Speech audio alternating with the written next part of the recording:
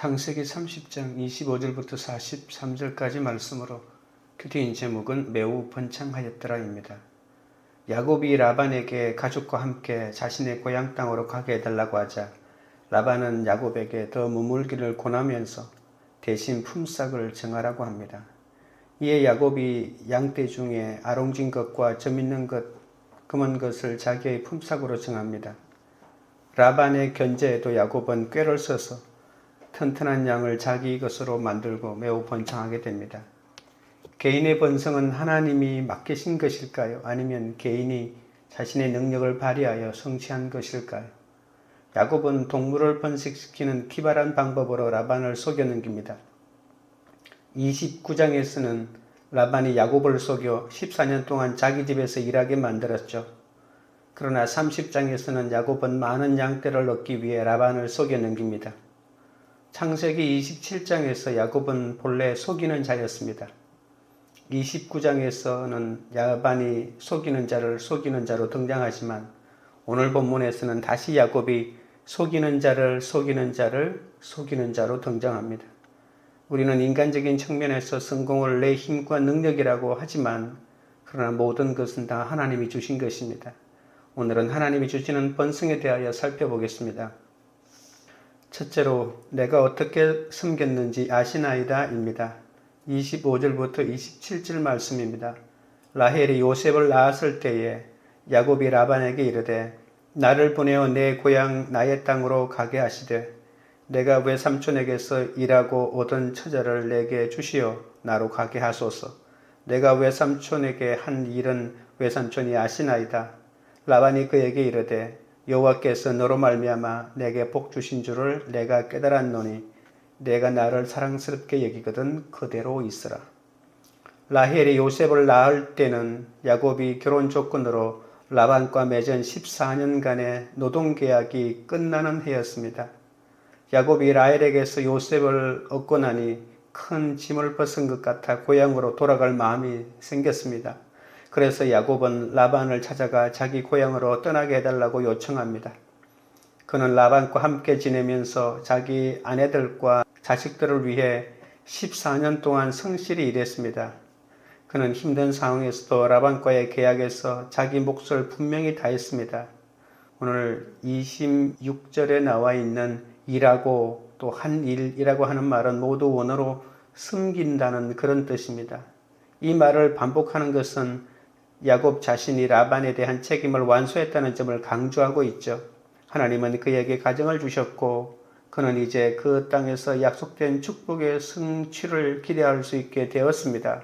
자신이 종처럼 일했지만 사실은 조카이자 사위라고 밝히며 외삼촌 라반에게 처자를 자기 봉사의 품삯으로 달라고 청합니다. 그러나 라반이 야곱을 통해 하나님께 복을 받았다며 야곱을 붙잡습니다. 예수님을 제대로 알지 못하는 라반이지만 야곱이 그의 곁에 있었기에 유익을 얻었던 것이죠. 그리스도인인 나 한 사람 때문에 내 주변 사람들이 복을 받기에 자존감을 가지시기 바랍니다. 어떤 환경에 있든 내가 잘 믿고 있으면 모두에게 복을 끼치게 되어 있는 것이죠. 28절부터 30절입니다. 또 이르되 내 품삯을 정하라. 내가 그것을 주리라. 야곱이 그에게 이르되 내가 어떻게 외삼촌을 숨겼는지 어떻게 외삼촌의 가축을 쳤는지 외삼촌이 아시나이다. 내가 오기 전에는 외삼촌의 소유가 적더니 번성하여 때를 이루었으니 내 발이 이르는 곳마다 여호와께서 외삼촌에게 복을 주셨나이다. 그러나 나는 언제나 내 집을 세우리이까. 자신을 속이고 착취한 라반에게 모든 의무를 다한 야곱이 이제 처자와 함께 고향으로 가겠다고 합니다. 라반은 하나님이 야곱으로 말미암아 자신에게 복 주신 것을 알고 그를 붙잡으며 품삯을 정하라고 제안합니다. 라반은 야곱에게 품삯을 정하라고 했지만 진짜 주려는 것이 아니죠. 야곱의 떠나는 것을 막으려고 하는 작전에 불과합니다. 그러나 야곱은 돈 이야기가 나오자 머릿속 계산기가 돌아가면서 주저앉기 시작합니다. 외삼촌이 자기를 필요로 하는 것을 알고 협상에 유리한 고지를 차지합니다. 야곱은 자신이 외삼촌을 위해 얼마나 충성스럽게 봉사했는지를 상기시키며 외삼촌의 번영에 기여한 자신의 수고를 낱낱이 진술합니다. 전에는 라반의 소유가 적더니 야곱이 라반을 위해 일한 후부터는 라반의 재산이 번성하여 때를 이루었고 야곱이 밟는 곳마다 여호와께서 복을 주셨음을 일깨웁니다. 야곱은 내가 어떻게 외삼촌을 섬겼는지 외삼촌이 아시나이다 라고 하면서 계속 머물라는 라반의 제안을 받아들여 계속 머물기로 합니다. 라반은 여호와께서 야곱으로 인해 라반에게 복을 주셨다는 사실을 인정합니다. 라반은 야곱이 자기와 함께 있을 때 번영을 누렸고 스스로 모든 분별력을 사용해서 알아본 결과 여호와께서 그 일을 하셨다고 결론을 내린 것입니다.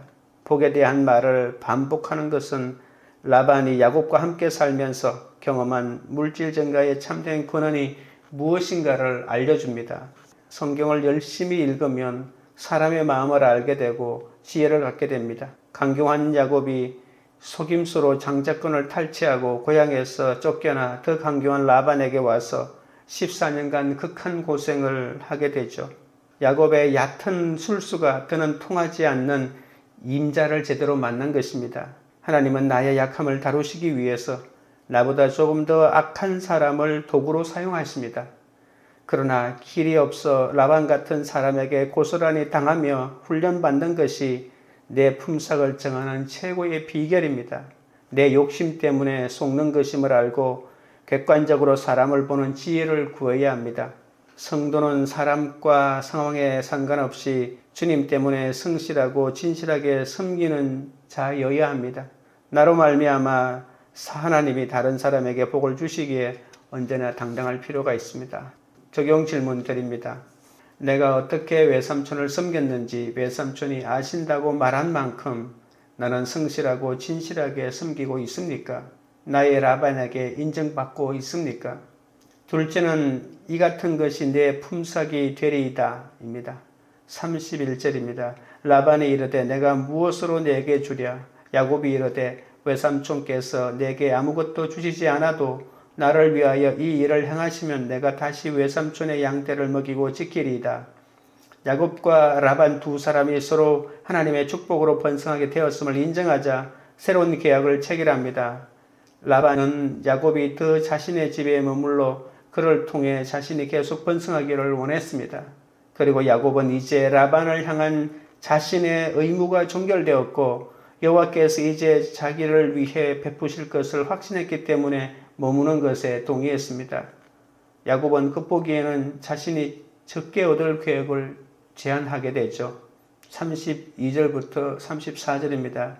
오늘 내가 외삼촌의 양떼에 두루 다니며 그 양 중에 아롱진 것과 점 있는 것과 검은 것을 가려내며 또 염소 중에 점 있는 것과 아롱진 것을 가려내리니 이 같은 것이 내 품삯이 되리이다. 후일에 외삼촌께서 오셔서 내 품삯을 조사하실 때에 나의 의가 내 대답이 되리이다. 내게 혹시 염소 중 아롱지지 아니한 것이나 점이 없는 것이나 양 중에 금지 아니한 것이 있거든 다 도둑질한 것으로 인정하소서. 라반이 이르되 내가 내 말대로 하리라 하고 라반이 품삯을 다시 묻자 야곱은 라반의 양떼 중에서 아롱진 것과 점 있는 것과 검은 것과 또 염소 중에 점 있는 것과 아롱진 것을 구합니다. 야곱이 라반에게서는 나올 것이 없음을 알고 자신에게 드문 양들을 품삯으로 달라고 하는 것이죠. 보통 건동지역의 양은 하얗고 염소는 검거나 짙은 갈색입니다. 당시 어떤 사람이 목자를 고용하면 자신이 돌보는 양떼의 20%를 품삯으로 주었는데 야곱이 요구한 얼룩진 양과 염소의 비율은 이보다 훨씬 낮았죠. 야곱은 라반이 탐욕스럽고 매정한 것을 잘 알았기 때문에 그가 바로 수락할 만큼 자신에게 불리한 계약 조건을 내밀었습니다. 욕심 많은 라반이 거절할 수 없는 최소한의 것을 요구했던 겁니다. 라반은 그 제안이 자신에게 유리하게 적용할 것이라고 생각하고 얼른 계약을 체결합니다. 야곱의 계획은 어떻게 보면 위험천만한 것이죠. 어떻게 순백의 동물이 점이 있는 새끼를 낳을 수 있을까요? 그런데도 라반과 야곱은 모두 여호와께서 야곱의 일에 복 주실 것을 알았습니다. 그리고 두 사람은 자신만의 생각 속에서 여호와께로부터 계속 복을 받기를 추구하게 되죠. 그러나 야곱이 이렇게 할 수 있었던 것은 하나님이 꿈으로 그에게 영감을 주셨기 때문입니다. 야곱은 라반의 교묘한 계략에도 불구하고 오랫동안 양치기 생활을 통해 유전 법칙을 터득한 덕분에 2대째는 잠재했던 열성 형질이 발현되는 것을 알았습니다. 적용 질문 드립니다. 하나님의 선하심을 믿고 말씀의 인도함을 받음으로 세상이 예상하지 못한 것을 내 품삯으로 구하고 있습니까? 아니면 세상과 똑같이 더 많고 더 좋은 품삯만 구하고 있습니까? 셋째로 튼튼한 것은 야곱의 것이 된지라입니다. 35절부터 36절입니다. 그날에 그가 순념소 중 얼룩무늬 있는 것과 점 있는 것을 가리고 암염소 중 흰 바탕에 아롱진 것과 점 있는 것을 가리고 양 중에 검은 것들을 가려 자기 아들들의 손에 맡기고 자기와 야곱의 사이를 사흘 길이 뜨게 하였고 야곱은 라반의 남은 양떼를 치니라. 라반은 자신에게 유리한 계약을 했지만 만에 하나를 위해 몰래 계략을 꾸미고 있습니다. 양떼 계약을 체결한 그날 라반은 더 큰 이익을 얻기 위해 얼룩무늬 있는 순점소를 가려내고 암염소 중에 흰 바탕에 아롱진 것과 점 있는 것을 가려내며 양 중에 검은 것들을 모두 가려내죠. 짐승 중에서 얼룩진 것들을 모두 빼내서 더 조심하는 의미에서 야곱으로부터 3일 길인 100km나 떨어진 곳에 격리시킵니다. 그리고 그 양들은 자기의 아들들의 손에 직접 맡겨 키우게 하죠. 그리고 야곱에게는 남아있는 양떼를 맡기며 치도록 합니다. 이렇게 얼룩무늬에 아롱지거나 점 있는 것들이 너무 멀리 떨어져 있기에 야곱의 품삯으로 간주할 염소나 양이 태어날 확률은 아주 적어진 셈입니다. 야곱에게 돌아가야 할 짐승을 빼내므로 그의 손에 아무것도 남겨주려고 하지 않는 것이 바로 라반의 생각이었습니다. 라반이 비록 야곱과 품삯을 주겠다는 계약을 맺었음에도 이런 비열한 속임수를 또 쓰고 있는 것이죠. 야곱이 성공하기 위해서는 어려운 시기를 또 거쳐야만 합니다. 라반은 불공정한 이익을 얻음으로써 자신의 성공을 확보하고 교활하고 기만적인 태도를 보입니다. 37절부터 43절입니다. 야곱이 버드나무와 살구나무와 신풍나무의 푸른 가지를 가져다가 그것들의 껍질을 벗겨 흰 무늬를 내고 그 껍질 벗긴 가지를 양떼가 와서 먹는 개천의 물구유에 세워 양떼를 향하게 하며 그 떼가 물을 먹으러 올 때에 새끼를 베니 자기 앞에서 새끼를 뱀으로 얼룩얼룩한 것과 점이 있고 아롱진 것을 낳은지라.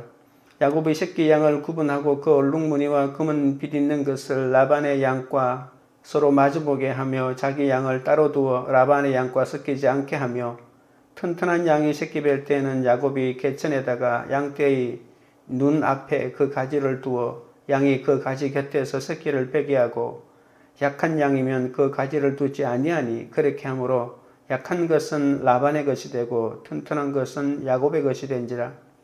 이에 그 사람이 매우 번창하여 양떼와 노비와 낙타와 나귀가 많았더라.